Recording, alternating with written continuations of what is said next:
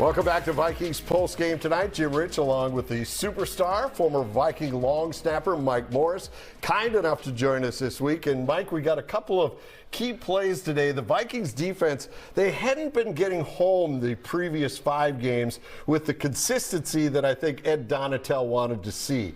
He'd been looking more from Smith. He'd been looking more from Danielle Hunter. And as you mentioned before in previous conversations, switching from a 4-3 to a 3-4 for guys that were only in a 4-3 previously, it does take a little getting used to. No, it's an adjustment. It takes some time to get used to that and to play yourself into that position. It's all brand new. But this group had a good afternoon, and not to mention Harrison Smith and some of the other people we've already talked about, Za'Darius Smith. But now we're going to talk about Patrick Jones and this stunt that they're putting on this side of the line with Danielle Hunter. They're bunching right here. Look at this. Right, so they're trying to draw the attention of the Vikings over there. And you would think you might see a shift here or here or here. But you don't. They stay locked in, and these guys are going to make a big push straight up the field, and they're going to try and contain here, and then they're going to loop late. Bridgewater feels the heat. He rolls back, and it's going to be Jones sliding off the back shoulder of Danielle Hunter, and it's over with right here. Run the tape. Yeah, I mean, it is pretty amazing. But they don't bite. And that back in the backfield didn't do anything. He bailed. He went out on a route and gave him nothing really to chip when he saw these guys coming. I think he just left on his own. But it's a nice move. It's set up. It's a TE stunt, and the tackle goes first, being Danielle Hunter. You'll see Jones wrapping around. Right. One more time. One more time. So they push it through, right? They push it through. Danielle Hunter gets deeper. And he'll spin. Watch this. He'll get up the field, and he'll spin and roll himself right back into the play. It'll be late. So about right here, and it spins and comes right off the back of Danielle, and he's on the play. All right, so that was one reason how the Vikings were getting home today. They ended up with 6 sacks on the afternoon. Now, this is something the Vikings have been very good under, and you have to give Coach Kevin O'Connell the credit, because for years, the Vikings this close to the end zone would get bogged down. They couldn't figure out how to get in. They'd try to jam the ball in. They just couldn't come through with any movement because, as everybody says, you're condensed here, so you have to be creative. And the Vikings were very creative here on this touchdown pass to Adam Thielen. This is a fun one because we have so many weapons now. We have more. Who are you going to cover? How are you going to cover all of them, right? Right. So you got Smith Jr. here at tight end. He's going to release and come across on his drag. Thielen's going to skip through here and go to the back side of the end zone. Right, and then you have in motion with Osborne right here. Okay, he'll skip through. He has a little trouble getting through, but he'll head for the back cones. And I think that we'll have a running back come up and actually get a nice shoulder into the knees of this defensive lineman, one of these two guys. He does a nice job of laying in front of him and stopping him just in enough time for him to get a playoff. Oh, and by the way. Oh, yeah, Justin Jefferson. That one Somebody guy. That other guy that we didn't talk about. Well, he's heading this way as well, trying to draw the attention this way.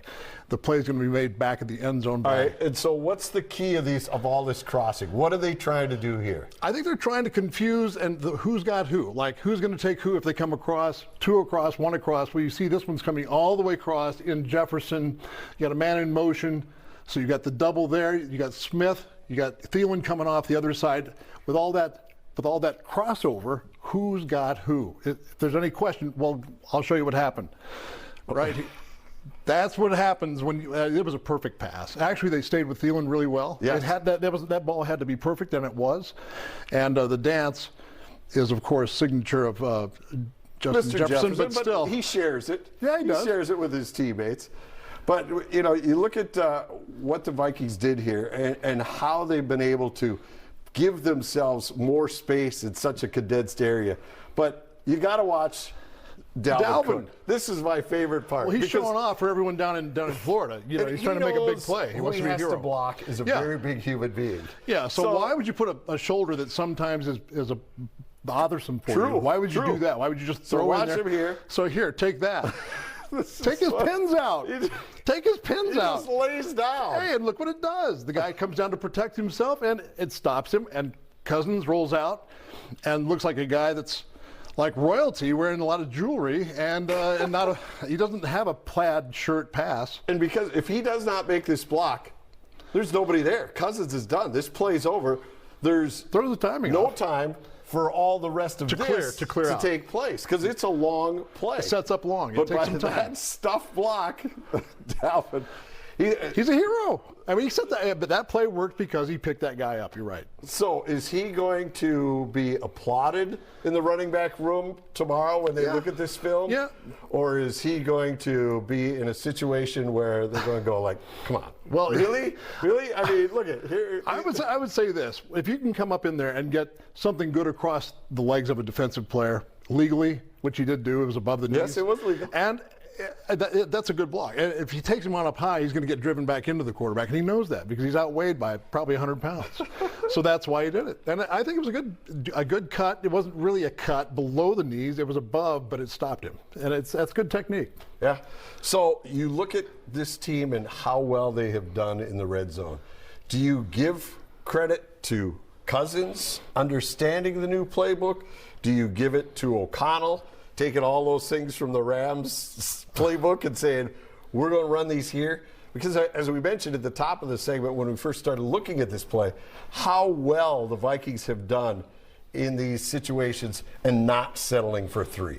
I think it's a little of both. I really think it's Kirk finally getting comfortable and having more targets to throw to.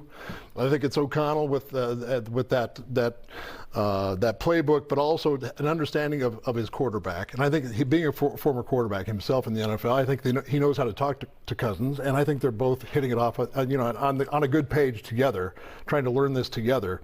And I think it's the combination of that and him just being allowed to throw what he throws well, and it's turning out well in the red zone. All right, Pierre, that's a look at some of the critical plays that the Vikings pulled off this afternoon. Yeah, guys, great.